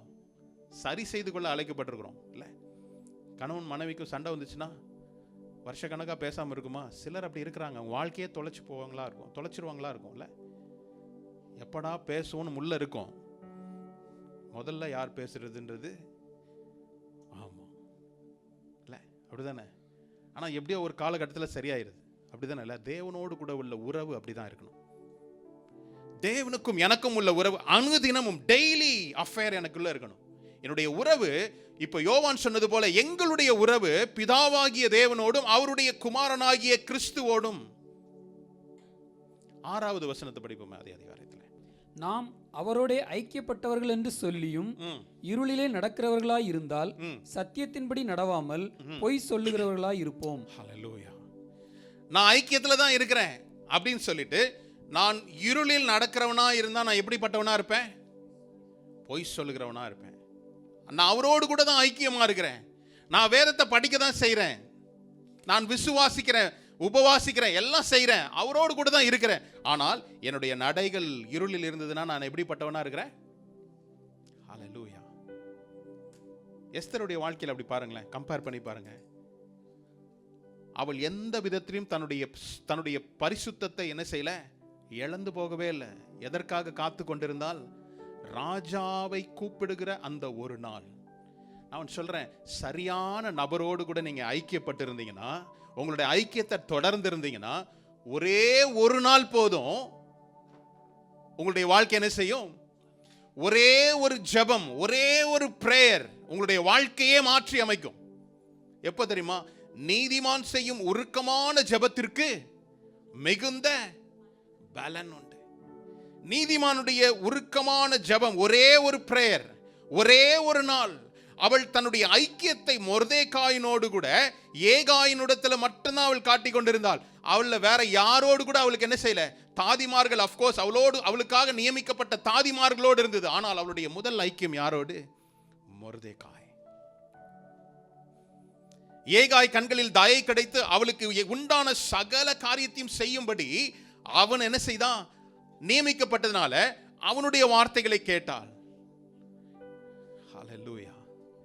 சில ஆட்கள் நுழைய முடியாத இடத்துல கர்த்தர் உங்களுக்கு ஒரு நபரை வைத்திருக்கிறார்.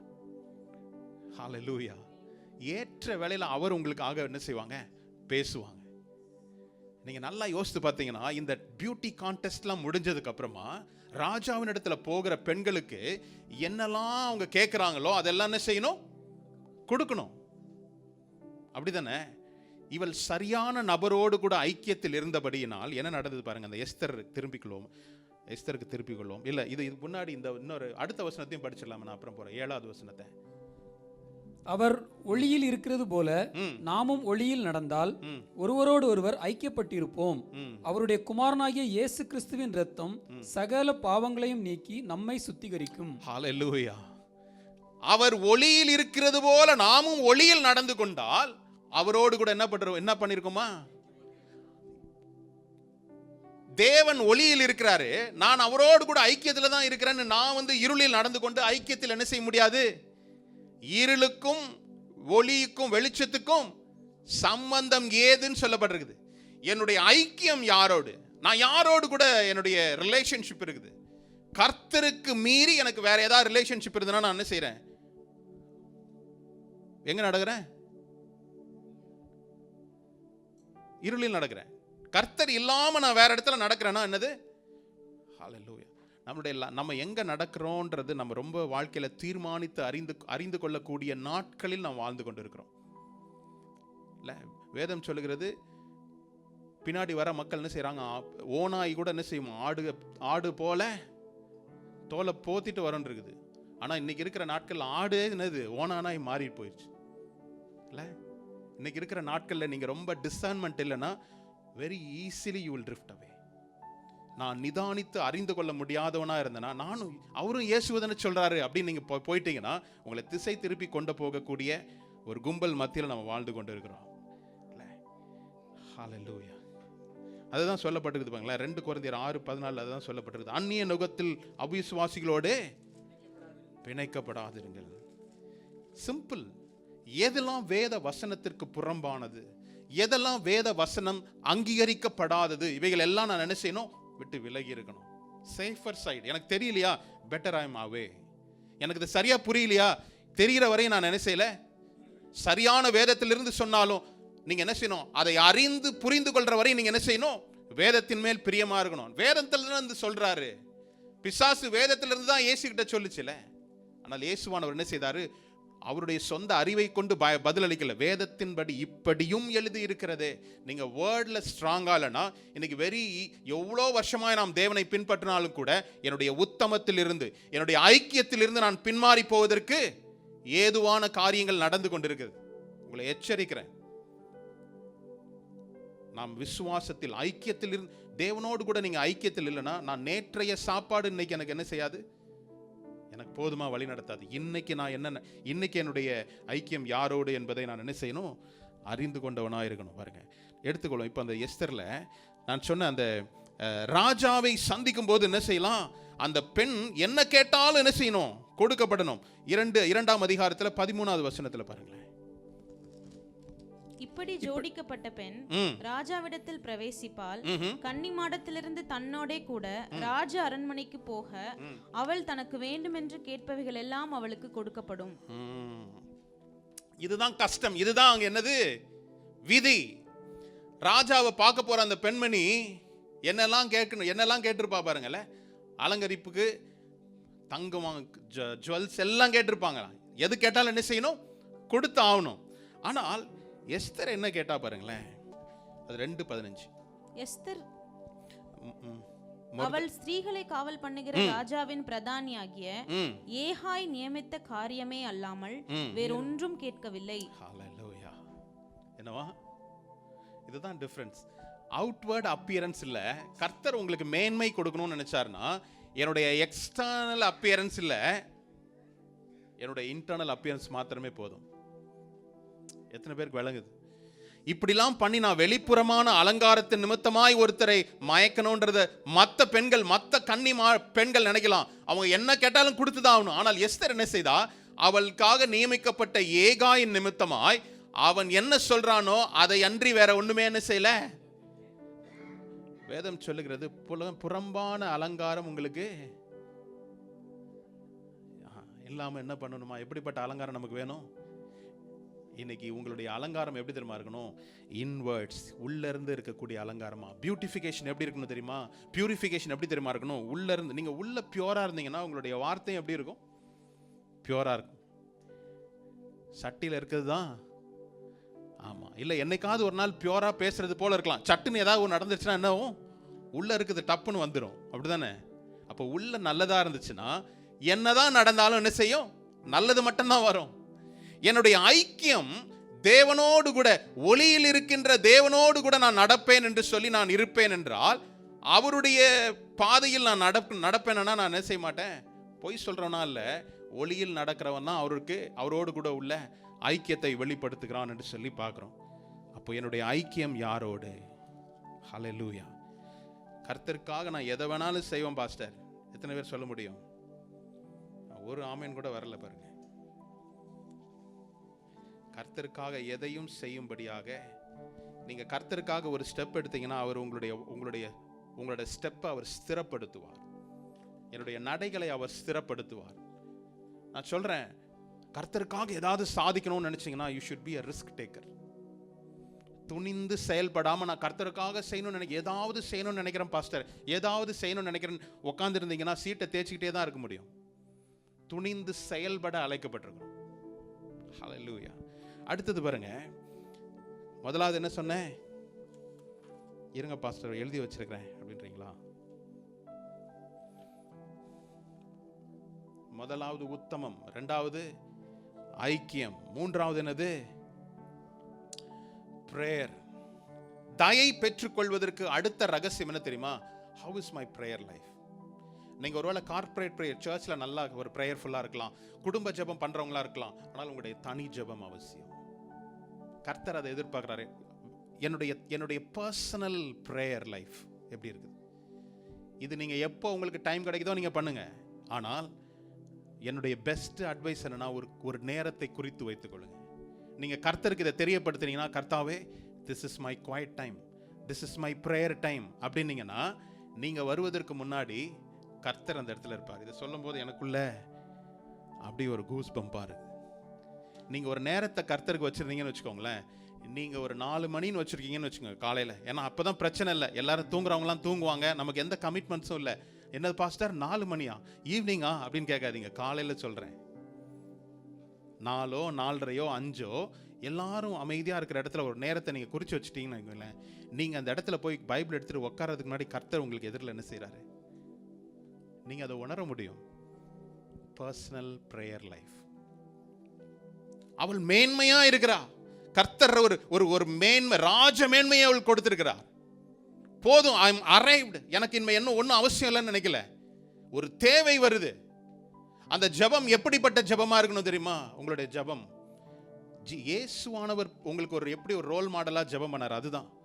உங்களுடைய தேவைகளுக்காக நீங்க ஜெபம் பண்ணலாமா? ஜெபம் பண்ணலாம். 5 நிமிஷம் 10 நிமிஷம் பண்ணலாமா? பண்ணலாம். அரை மணி நேரம் பண்ணலாமா? ஆனா அதை நீங்க அரை மணி நேரம் உங்களுடைய தேவைக்காக பண்ணீங்கன்னா, அதற்கு டபுளா மற்றவர்களுக்காக என்ன செய்யணும்? ஜெபிக்கணும். இல்ல முடியுமா அது? அப்ப நான் என் ஜெபத்தை 2 நிமிஷத்துலயே முடிச்சுக்கிறேன் பாஸ்டர், அப்ப 4 நிமிஷம் தானே மற்றவங்களுக்கு ஜெபம் பண்ணணும். இப்படிதான் நம்ம யோசிக்கிறோம்ல. உங்களுடைய ஜெப வாழ்க்கை இப்படி நீங்க ரிவர்ஸ் பண்ணி பாருங்களேன். என்னுடைய தேவைக்காக நான் 5 நிமிடம் ஜெபிச்சா, இந்த உலக தேவைக்காக, ஜனங்களுடைய ரட்சிப்புக்காக நான் 10 நிமிஷம் ஜெபிக்கணும்.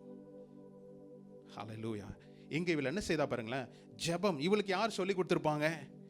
இல்ல 4வது வசனத்துல 4வது வசனத்துல ஒரு நெருக்கம், யூத ஜனங்களை கொலை செய்யும்படி ஒரு நிருபங்கம் கொடுக்கப்பட்டது. ஜனங்கள் எல்லாம் பயந்துட்டு இருக்கிறாங்க. மொர்தெகாய் ஒரு செய்தி அனுப்புறான். என்ன செய்தி அனுப்புறான்? எஸ்தர், நீ என்ன செய்யி, உடனே ராஜாவை போய் பாரு. அவ சொன்ன காரியம் என்னது? 11வது வசனம், 4வது அதிகாரத்தில் 11. யாராவது அழைப்பிக்கப்படாமல் உள்முற்றத்தில் ராஜாவினிடத்தில் பிரவேசித்தால், புருஷனானாலும் ஸ்திரீ ஆனாலும் சரி, அவர்கள் பிழைக்கும்படிக்கு அவர்களுக்கு ராஜா பொற்செங்கோலை நீட்டினால் ஒழிய மற்றபடி சாக வேண்டும் என்கிற ஒரு தவறான சட்டம் உண்டு. இது ராஜாவின் சகல ஊழியக்காரருக்கும் ராஜாவினுடைய நாடுகளில் உள்ள சகல ஜனங்களுக்கும் தெரியும். நான் இந்த 30 நாளளவும் ராஜாவினிடத்தில் வரவழைக்கப்படவில்லை என்று சொல்ல சொன்னாள். அவளுடைய பிரச்சனையை அவர் சொல்லிட்டு தீர்ந்து போல. அவன் என்ன சொல்றா? அவர் ராஜா அழைப்பிக்காம நாம் என்ன செய்ய முடியாது, போய் சந்திக்க முடியாது. இந்த சட்டம் அவர் சொன்னாரு, ராஜா பொற்செங்கோலை நீட்டினால் ஒழிய மற்றபடி சாக வேண்டும் என்கின்ற ஒரு, அவளுக்கு என்ன நினைச்சாது? இது தவறான சட்டம், தவறாத சட்டம். சாரி, தவறாத சட்டம் என்ன இருக்குது. இந்த சட்டம்லாம் உனக்கு ஒருவேளை தெரியாம இருக்கலாம். நீ என்ன செய்யறாத, பிரச்சனை இல்லை, மாட்டி விடாத, அப்படி சொல்லாமா? இல்ல, உனக்கு இதெல்லாம் தெரியாதுப்பா அப்படி சொல்லி நம்ம என்ன செய்யறோம்? சில நேரம் எஸ்கேப் ஆகிறோம். உனக்கு இதெல்லாம் தெரியாதுப்பா, இங்க எவ்வளவு ராஜாவை சந்திக்கணும்னா எவ்வளவு பெரிய பிரச்சனைன்னு உனக்கு தெரியாது அப்படின்னு சொல்லல. என்ன செய்தா? அடுத்து மொர்தெகாயினுடைய கோபமா இன்னொரு செய்தியை கொடுக்குறான். நீ இப்போ சும்மா இருந்தானா நீ அப்படி தப்பிச்சிக்கலாம்னு நினைக்காத, உனக்கு ஒரு டைம் வரும். அவன் என்ன செய்யல? அவள் அவனுக்கு எதிர்க்கல. அவள் எதிர்ப்பதற்கு சகல திராணியும் அவளுக்கு இருக்கு. அவன் முற்றத்தில் காவல் செய்கிற ஒரு காவலாளி, இவளோ ராணி. இதெல்லாம் செய்ய முடியாது, இந்த ரிஸ்க்லாம் நான் எடுக்க முடியாதுன்னு நினைச்சா. ஆனா சொல்லியிருக்கலாம். ஆனா என்ன நினைச்சாவா? அவள் அடுத்தது சொல்ற காரியம் என்ன தெரியுமா? 4வது வசனத்துல, 4வது அதிகாரத்துல, 4ஆம் அதிகாரத்துல 16வது வசனம்ல, நீர் போய் சூசானில் இருக்கிற யூதரை எல்லாம் கூடி வரச் செய்து 3 நாள் அல்லும் பகலும் புசியாமலும் குடியாமலும் இருந்து எனக்காக உபவாசம் பண்ணுங்கள், நானும் என் தாதிமாரும் உபவாசம் பண்ணுவோம்.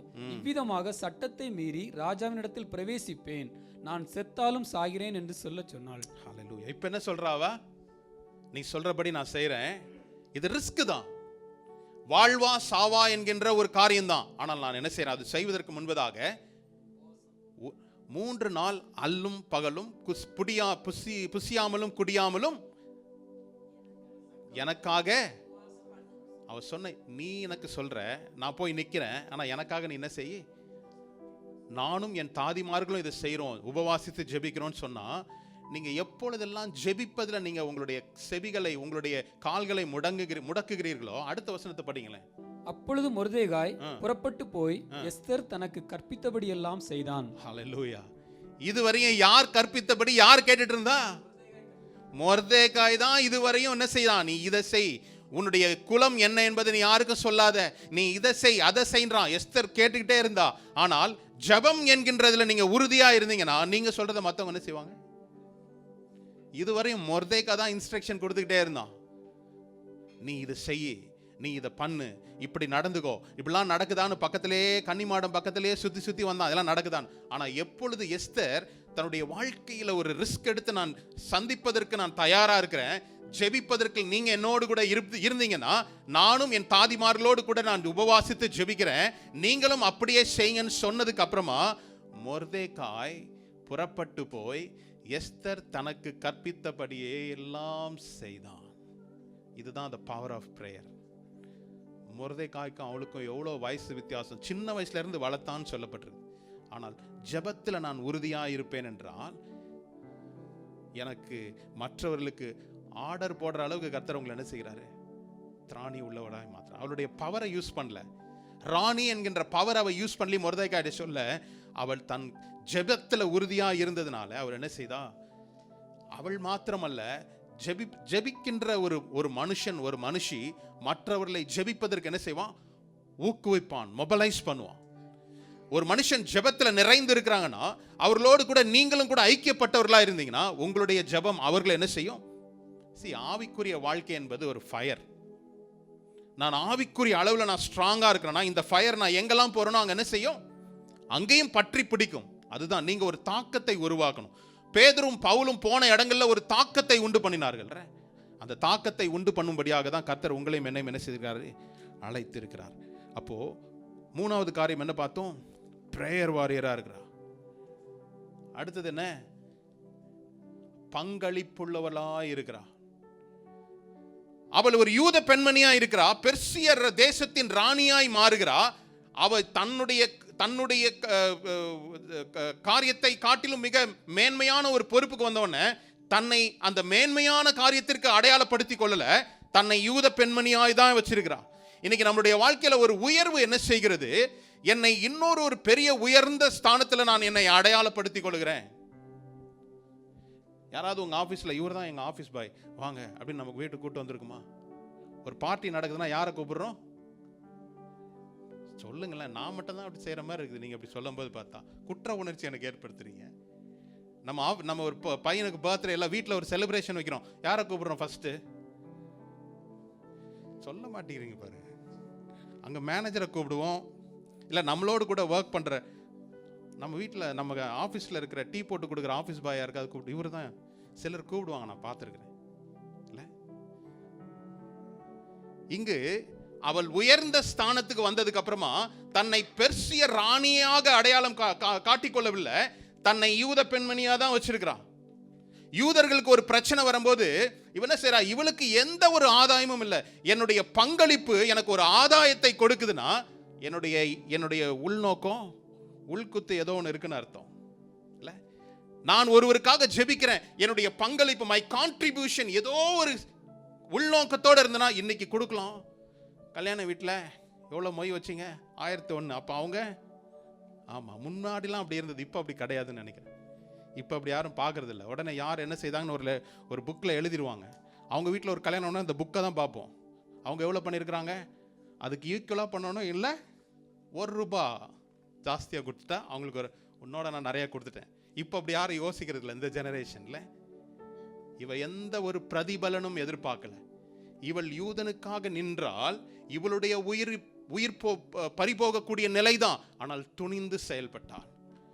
உங்களுடைய பங்களிப்புன்னு வரும்போது, when you act towards the kingdom of God, what is your contribution? சர்ச்சுக்கு வரதே பெரிய கான்ட்ரிபியூஷன் தான் பாஸ்டர். காலையில் வர 8 மணிக்கு வச்சிருக்கிறீங்க, இன்னைக்கு ஒரு நாள் தான் லீவு, கொஞ்சம் எக்ஸ்ட்ரா படுக்கையை போடலான்னா முடிய மாட்டேங்குது அப்படின்றீங்களா? வர்றதே பெரிய பங்களிப்பு தான். இதில் என்ன பங்களிப்பு? உங்களெல்லாம் பார்த்தா அப்படிதான் இருக்குது. ஏதாவது பங்களிப்புனா உடனே யாரும் பார்க்க மாட்டேங்குது.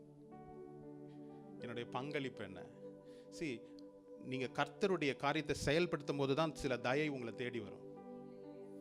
இயேசுவானவர் சொன்னதான் நான் சொல்றேன். அவர் சொல்றாரு, கோ, புறப்பட்டு போங்கள். நான் புறப்பட்டு போகாம எனக்கு தயை கிடைச்ச உடனே நான் போறேன்னா தயையும் கிடைக்காது, நீங்க புறப்பட்டும் போக முடியாது. நான் என்னுடைய விசுவாச ஸ்டெப்பை நான் எடுத்து வைக்கும் போது அடுத்த ஸ்டெப்புக்கு என்னன்றதை கர்த்தர் சொல்ல முடியும்.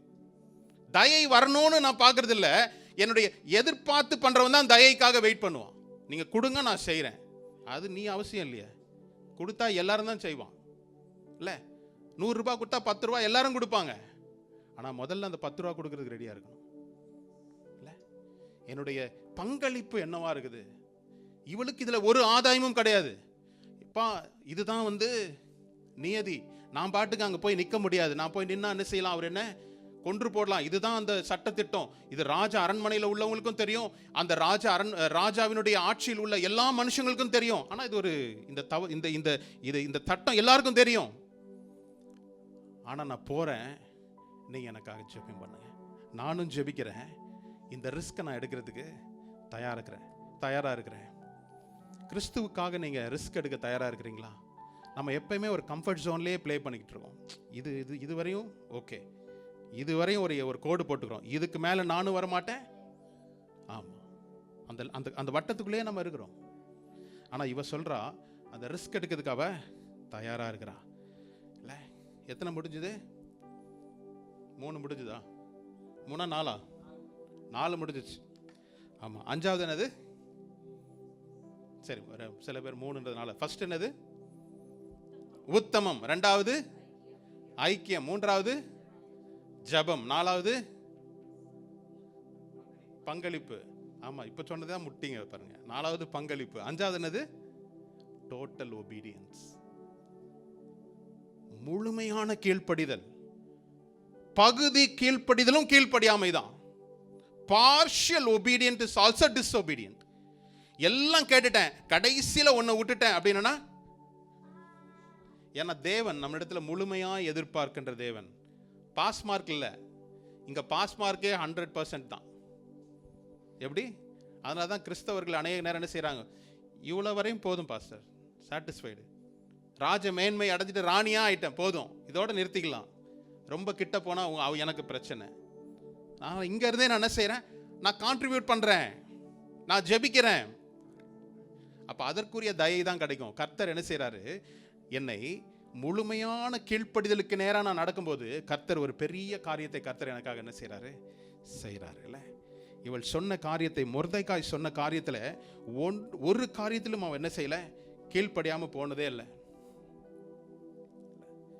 தேவனுடைய வார்த்தை உங்களுக்கு தெரிய வருதுன்னா, கர்த்தருடைய வார்த்தை ஏதோ ஒன்று உங்களுக்கு வருது அப்படின்னா, முதல்ல நம்ம செய்ய வேண்டியது தெரியுமா, முழுமையா என்னை அர்ப்பணிப்பது, அந்த வார்த்தைக்கு நேரா என்னை கீழ்ப்படுத்துவது.